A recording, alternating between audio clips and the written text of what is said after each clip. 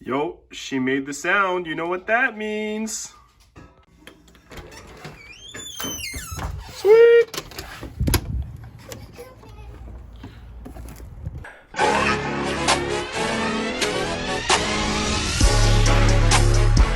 What's up guys, your boy JC. Welcome back for another video. Today we are unboxing, installing, and doing a review on this catch can that we bought on YouTube.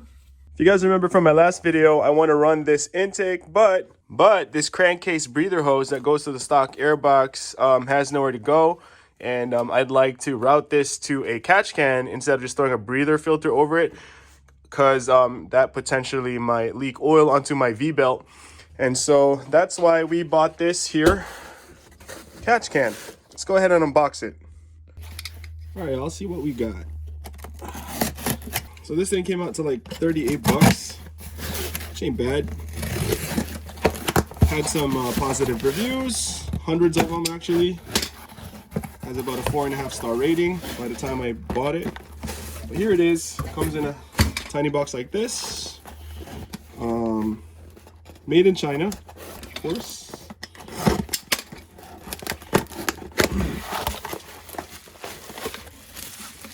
So comes in bubble wrap.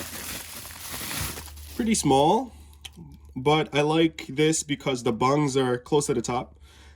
Some designs are like vertically here, and so when it fills up a little bit, it might leak back out. And it also has a dipstick, so that's pretty cool, so you can check the levels. Comes with a bracket. So yeah, that's the can itself. Comes with all the fittings that we're gonna need, and comes with a steel sponge. Let's see, let's actually open it up. Looks like it opens up nicely. Comes with a rubber O-ring. And it's got a baffle here, which is pretty cool. There you go, so that's nice. The reviews tell me that the hose that they supply you with is actually pretty cheap and kind of lame, so we're probably going to dump that. And Teflon tape for your fitting, so that's pretty good. So that's everything that comes in a box. Now let's see how we're going to mount this. All right, so I think I'm going to start by removing the stock airbox again and fitting on this intake back on, and then we'll see if we can maybe fit the catch can here. Would be the most ideal spot for it. But let's see.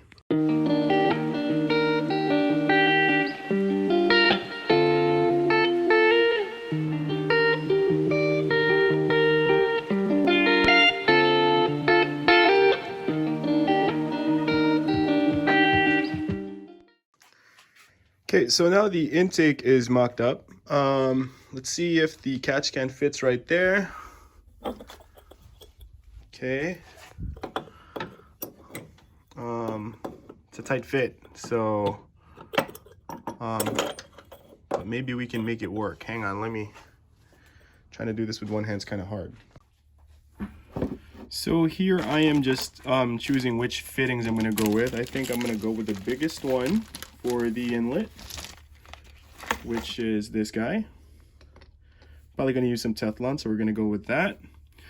And for the other end, we're probably going to go as small as we can go and then just cap it off.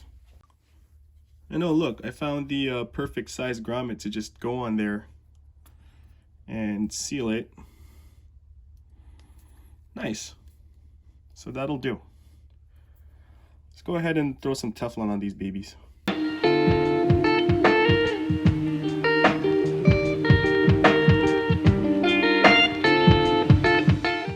Alright guys, now for mounting the thing, I'm going to undo this bracket, right? And then I'm going to use some self-tapping screws to screw it on there on that side there.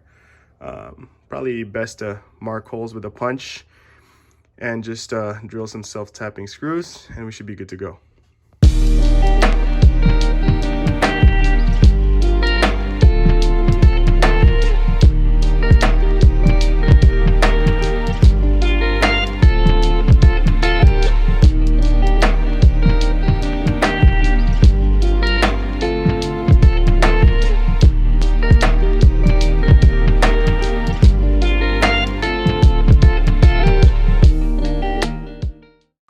All right, there you have it. Not exactly my best work, but I'll probably go back and do some finishing touches like this hose. I don't know what the best way to route it would be. The mounting is kind of iffy on this thing. I did kind of a crummy job. But other than that, I think it's okay. I think the fender might have to come off for me to mount this properly. But just to have it on, show you guys what that looks like. There you go. That's what that looks like. What am I talking about? That looks ugly as hell. Moments later. All right, y'all, we're back. So after giving it another shot, I decided to go about it like this over here. Mainly two reasons. I get to hide the hose under the intake, so it looks a lot better, a lot cleaner. Also, it hides my big gaping speed hole. So until one of my homies helps me weld that hole shut, at least when you pop the hood open, you're like, oh, okay, not too bad. I see that catch can there. No one notices the hole right behind it, right? So also when I did it a second time, I didn't use self-tappers. I ended up using nuts and bolts that they supplied with the kit. I just had to basically take a minute to jack this end of the car and do the nuts from under the fender here. But other than that, what would I rate it? All right, let me break it down to you. It seems to be of okay quality, right? And it's under $40, so definitely it deserves some praise for that. It comes with a dipstick. It's easy to remove from down here by just unscrewing it. It comes with all the hardware that you'd need. The hose is kind of sucky, so make sure to replace that. So that's a point off for that. So another point off for the bracket design, the way the can bolts onto the actual bracket is all the way up here. Imagine how you tighten these bolts in such a narrow space. Same thing with this bolt here. How do you expect to tighten that when it's way past the top section of this can, right? So because of the bolt orientation of the brackets and how it's mounted, that's another point off for that, because it made installation like a little harder. Other than that, I guess, I don't know, a 7 for installation and parts, which ain't bad still, like maybe 6 or 7, something like that. What could they have done better? They could have given me a filter. A breather filter here would have, I don't know, maybe that's a little extra. I think like had it been a little longer, right? Improved bracket design, maybe a breather filter as an option, I don't know.